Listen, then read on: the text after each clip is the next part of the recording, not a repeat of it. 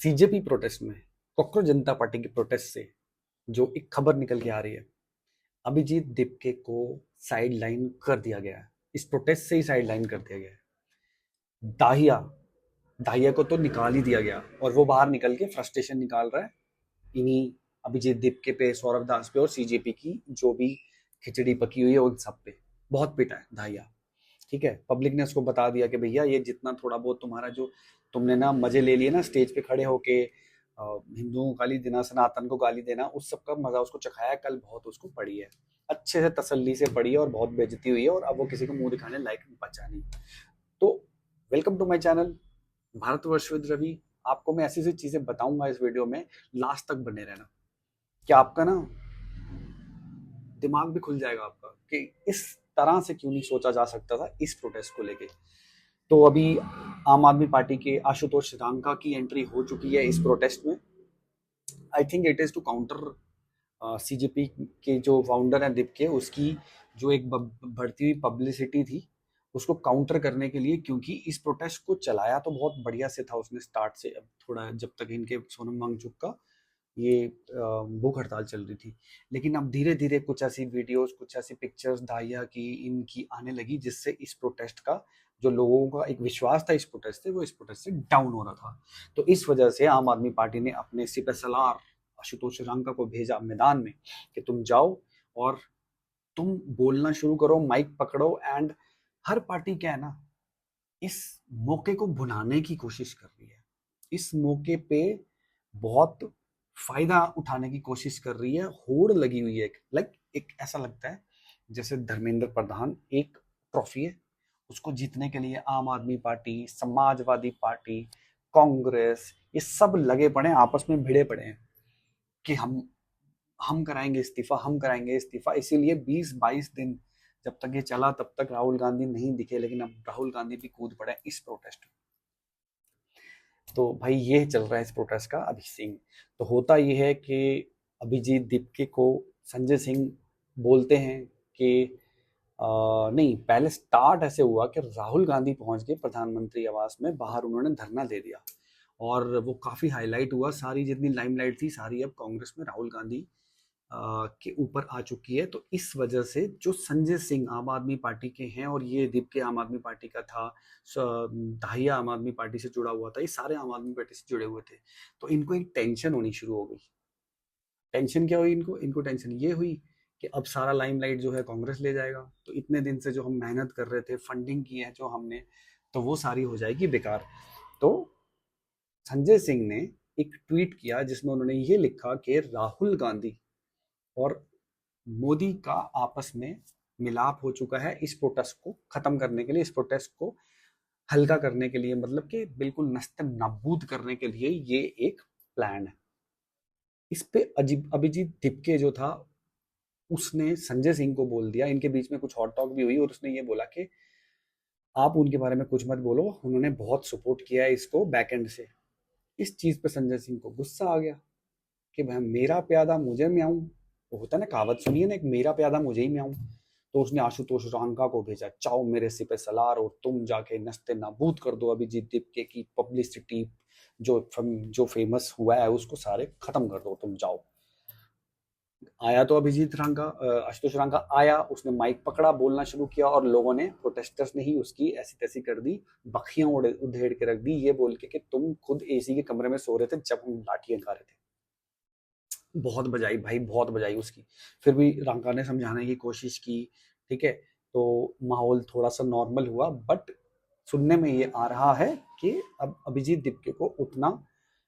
इसमें मौका शायद ना मिले अपनी बातें रखने का, अपनी मांगे रखने का, क्योंकि आम आदमी पार्टी ने आशुतोष रांका को खड़ा कर दिया वहां पे।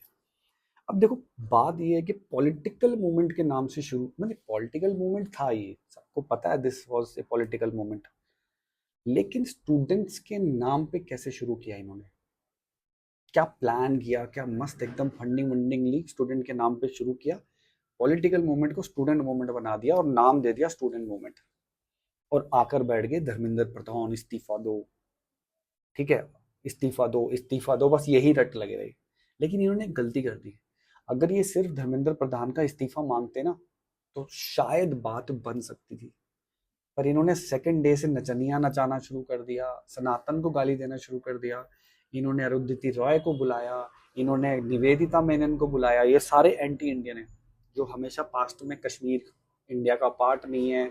कश्मीर पे ऑक्यूपाई किया हुआ है इंडिया ने, लाइक वैसी बातें करने वाले लोग थे। प्रकाश राज जो सनातन को हमेशा मजाक उड़ाता है, कुणाल कामरा, ये सब इन्होंने जब शुरू किया ना ये सारा खेल, तो यहाँ पे इनका खेल जो था वो हो गया ढीला पड़ गया। तो अब बात ये है कि देखो सिंपल, अगर ये स्टूडेंट मूवमेंट होता तो एक पढ़ा लिखा आदमी क्या बोलेगा और वो कैसे इस मूवमेंट को आगे बढ़ाएगा, उसका क्या मांगे होनी चाहिए। मतलब आप सोचना, मैं बताता हूँ आपको क्या मांगे होनी चाहिए जो मेरे हिसाब से मुझे लगता है कि ये मांग होती तो शायद ये प्रोटेस्ट बहुत आग पकड़ता और गवर्नमेंट की नींदें उड़ा देता। सबसे पहले इनको ना ये मांग रखनी चाहिए थी, जिन पेरेंट्स ने, जिन माँ बाप ने अपने बच्चों को नीट पास कराने के लिए 20-20 लाख रुपया खर्चा पेपर खरीदने के लिए, सबसे पहले उनको अरेस्ट किया जाए। और बच्चा अगर नाबालिग है तो उसको 2 साल के लिए 3 साल के लिए डाल दिया गया कारागार में, और उसके बाद माँ बाप के ऊपर कड़क एक्शन हो और लाइफ टाइम इम्प्रिजन मिले, क्योंकि पैसा तो माँ बाप ने ही दिया ना, अपने बच्चे को गलत राह पे चलाना तो माँ बाप ने ही सिखाया ना, तो उसका तो फ्यूचर बर्बाद। तो सबसे पहले इनकी मांग होनी चाहिए थी कि उसको, उनको अरेस्ट किया जाए। दूसरी मांग ये थी कि जो लोग नीचे से कर्मचारी से लेके एनटीए का हर अधिकारी, देखो वैसे तो उन्होंने सब अरेस्ट हो चुके हैं और उन पे ऑलरेडी एसआईटी बैठी हुई है और उनको कड़ी से कड़ी सजा मिलेगी, वो तो है, लेकिन ये इस चीज को एक कानून बना देना चाहिए। ये सब एक कानून बना देना चाहिए, माँ बाप, बच्चा, ये कर्मचारी, एनटीए, जो भी ऑर्गेनाइजेशन इन्वॉल्व है, पेपर करा रही है, इन सब के अगेंस्ट में कड़े से कड़ा कानून बनना चाहिए। ये इनकी दूसरी शर्त होनी चाहिए थी। तीसरी बात कि जिस स्टेट में, भारत की बहुत सारी स्टेटों में पेपर लीक हो रहे हैं, मेन बहुत सारे पेपर लीक हो रहे हैं, प्लस बहुत सारे एग्जाम में करप्शन, एग्जाम में रैकेट पकड़े जा रहे हैं, एग्जाम रैकेट, चीटिंग रैकेट पकड़े जा रहे हैं। तो इनको ये मांग रखनी चाहिए थी तीसरी कि आप उन, जिस स्टेट में ये होता है उसका education minister, state education minister चुपचाप बिना बोले इस्तीफा दे देगा, क्योंकि ये अकाउंटेबिलिटी में काउंट होता है। ठीक है, चुपचाप इस्तीफा दे देगा। और ये तीन चीजें होनी चाहिए थी, माँ बाप और बच्चा अरेस्ट हो, जो इन्वॉल्व थे वो अरेस्ट हो, स्टेट एजुकेशन मिनिस्टर जो है वो अपनी, और चौथी सबसे बड़ी चीज कि इस सब के लिए एक सेंट्रलाइज कानून बनना चाहिए था जिसके अंडर ये सारी चीजें आई। तो और डिस्कशन जो था, नेक्स्ट स्टेप क्या लेना चाहिए था, इस, ये कानून की मांग करनी चाहिए थी,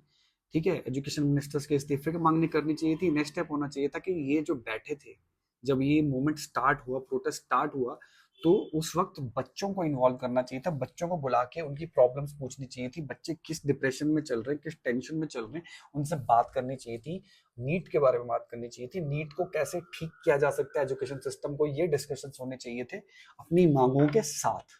ताकि वो माहौल होता कि ये प्रोटेस्ट बच्चों का है। पर ऐसा तो कुछ हुआ नहीं, स्टार्ट से लास्ट तक एक ही चीज मांगते रहे कि भाई एजुकेशन मिनिस्टर धर्मेंद्र प्रधान इस्तीफा दो। वो भारत का एजुकेशन मिनिस्टर है यार, नीचे अगर 4 लोगों ने मिलके कुछ कर लिया 150 करोड़ के देश में, तो यार एनटीए ने अरेंज किया था ना, एनटीए तक तो पकड़ लिया ना। एजुकेशन मिनिस्टर अगर ऐसे हर स्टेट में हर महीने, पूरे भारत में हर महीने उन्होंने एवरेज 5 एग्जाम लीक होते हैं, छोटे से छोटा बड़े से बड़ा। अब बताओ कितने एजुकेशन मिनिस्टर चेंज करोगे, अरे मंत्री खत्म हो जाएंगे यार उनके पास, जो रूलिंग पार्टी है। तो वो एक इलॉजिकल सा उनका डिमांड था। हाँ ये था कि एजुकेशन मिनिस्टर जो भारत के हैं वो एक रिटर्न अपोलॉजी देते हैं कि भाई आगे से ऐसा नहीं होगा, इस चीज की मैं गारंटी लेता हूँ। तब ये प्रोटेस्ट सबको अट्रैक्ट करता, सबकी नजरों में आता, पूरे स्टूडेंट्स जुड़ते, उनके माँ बाप जुड़ते, और ये बनता गवर्नमेंट के लिए बहुत बड़ा बवाल। और ये जो हम बात कर रहे हैं ये, इसमें थोड़ा लंबा टाइम लग सकता, अगर ये उस मुद्दे पे अगर ये चीज अगर उबाल खाती तो गवर्नमेंट भी जल्दी से जल्दी एक्शन लेती, कानून बनाती। तो ये जो है ना, इस पूरे पॉलिटिकल मूवमेंट को स्टूडेंट मूवमेंट का नाम देख के जो एक एजेंडा चलाया गया, और कहा जाता है कि फॉरेन से भी बहुत सारी फंडिंग आई भारत